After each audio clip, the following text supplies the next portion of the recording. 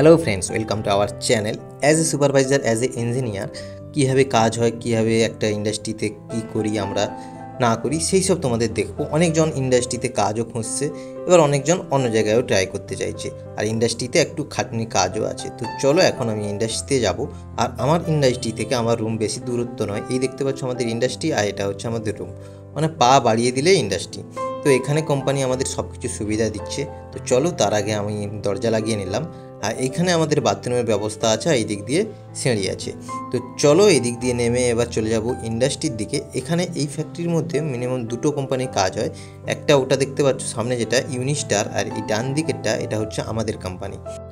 আর এটা হচ্ছে casting department, যেখান থেকে র মেটেরিয়ালটা কাজের শুরু হয়, আর এখান থেকে ধাপ ধাপ করে শেষের দিকে যায়। আর এগুলো দেখতে পাচ্ছ ছোট কম্প্রেসার আছে, আর এর থেকেও বড় আছে, যেটা পেছন সাইডে আমার নেক্সট ভিডিওতে দেখতে পাবে, বা আগের ভিডিওতেও আমি দেখে বলেছি তোমাদের। হ্যাঁ, এটা দেখতে পাচ্ছ, এখানে দেখতে পাচ্ছ কি তৈরি হচ্ছে। ব্যাটারির ভেতর যে কানগুলো তৈরি হয়, এগুলা এখান থেকেই তৈরি করতে হয়। As a supervisor, as a engineer কী কাজ করতে হয় সেটা তো আমি তোমাদের দেখাবো। এবার দেখতেই পাচ্ছ, সব ডিপার্টমেন্টে গিয়ে আমি দেখাচ্ছি তোমাদের। আর এইখানে দেখতে পারবে, এটা হচ্ছে আমাদের ডিপার্টমেন্ট। এত দূর থেকে একদম লম্বা চলে গেছে ওই দিক পর্যন্ত। এটা হচ্ছে সব আমাদের মেনটেনেন্স করতে হয়। আর আমাদের ডিপার্টমেন্টে টোটাল দুটো সুপারভাইজার রেখেছে, কারণ এত বড় যে সামলাতে পারবে না একজন। এই যে মেশিনপত্র দেখতে পাচ্ছ, এখানকার হেড আমি, কোনো মেনটেনেন্সের প্রবলেম হলে। আর মেকানিজম মানে বুঝতেই পারছো, সবসময় কোনো কিছু প্রবলেম লেগেই আছে ফ্যাক্টরিতে। তো এই দেখতে পাচ্ছ, এখানে 3-4 জন লেগে গেছে এখানে কাজের জন্যে। এরা সব কাজ কমপ্লিট করে দেয়, এদের একটু গাইড করে দিতে হয় মাঝে মধ্যে, নাহলে এরা সব কিছু পারে। তো চলো, আমার এখন তো ওদের সব কিছু বলে দিয়েছি কী করতে হবে না করতে হবে।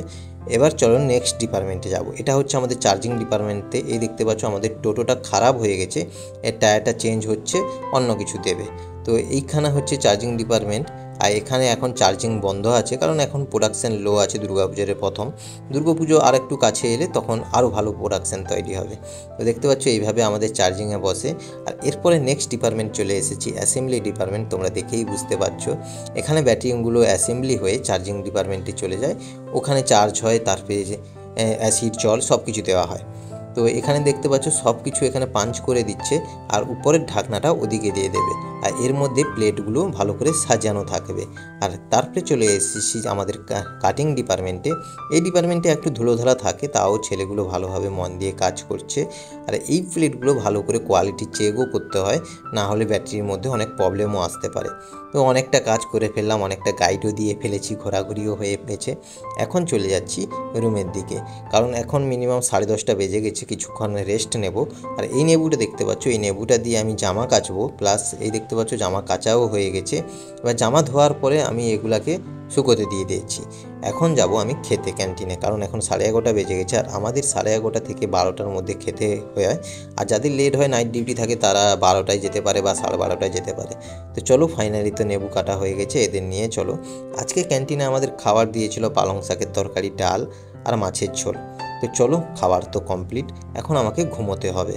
এই 1-1.5 ঘন্টা রেস্ট, এই 1-1.5 ঘন্টা রেস্টে নিজেকে একটু আনন্দও করতে হয়। তাই দেখতে পাচ্ছ আমি বং লুচ্চা খুলে ফেলি প্রত্যেক দিন।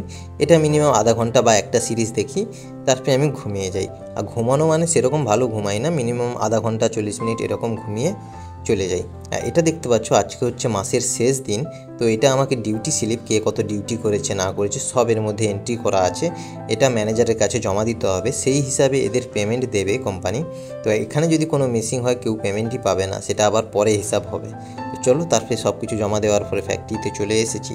এবার ফ্যাক্টরিতে এসে সব কিছু তোমাকে লক্ষ্য রাখতে হয়, কোনো প্লেটের কোয়ালিটি থেকে শুরু করে এভরিথিং, মানে সব কিছু আমাদের চেক করতে হয়। আর অনেকজন নতুন এমপ্লয় আছে, তারা ভালো করে কোয়ালিটি সম্বন্ধে বোঝে না, জানে না, তা সেটা গিয়েও চেক করতে হয়। আর এটা দেখতে পাচ্ছ, এই ট্রেগুলো ক্লিপ করে ওদিকে সরিয়ে দেওয়া হবে। আর আমি এখন কোম্পানিটা ভিজিট করছি, ইন্ডাস্ট্রিটা। এই দেখতে পাচ্ছ আমি টোটো পেয়ে গেছি। আর সারাদিন কি করব, এইভাবে টোটো নিয়ে ঘোরাঘুরি করি।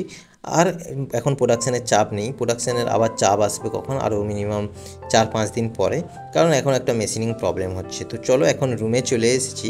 আর রুমে এসেছি মানে আমার যে ডিউটি শেষ তেমন কিছু নয়, একদম মাঝে মধ্যে এরকম রুমে এলে ফ্রি হওয়া যায়। তারপরে দেখতে পাচ্ছ আমি বসে পড়েছি আমার ফ্রি ফায়ার নিয়ে। আর আমি এটা নতুন আইডি খুলেছি, যেটা দেখতে পাচ্ছ তোমরা এখানে দেখতেই পারবে। এই রিসেন্ট কয়েকদিন হয়েছে আইডিটা, আমি মাঝে মধ্যে খেলি, তখন টাইম পাই। তো চলো, খেলাধুলা তো সব হয়ে গেল আধা ঘন্টার মতো। এবার আবার চলে যাচ্ছি ফ্যাক্টরিতে। এবার ফ্যাক্টরিতে গিয়ে তোমাদের কি দেখাচ্ছি, এই দেখতে পাচ্ছ ড্রামগুলো বসে আছে, এগুলো হচ্ছে অ্যাসিড তৈরি হয়। এখানে র মেটেরিয়ালসও আছে, মানে অনেক অ্যাসিডও আছে র, সেগুলো হাতে পড়লে একদম পুড়ে যাওয়ার সম্ভাবনা আছে। আর এইটা দেখতে পাচ্ছ অনেকগুলো ফিল্টারও দেওয়া আছে, এটা হচ্ছে আমাদের জল হচ্ছে, যেটা ব্যাটারির মধ্যে যেই জলটা ইউজ করা হয়।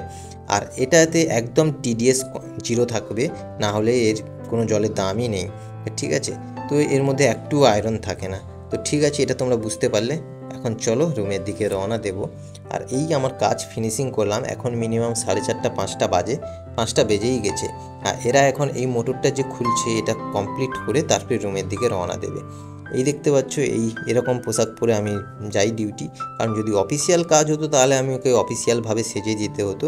এখানে দেখো একটা ট্র্যাক স্যুট পরেছি আর একটা টি শার্ট পরেছি, বেরিয়ে পড়েছি। আর এখন যাব স্নানে। আর এখান থেকে আমাদের স্নান করতে যেতে হবে অনেকটা দূরে। আমাদের এই যে বাথরুমটা আছে এখানকার জলের কোয়ালিটি তেমন ভালো নয়। তো চলো, ওখান থেকে স্নান করে চলে এসেছি।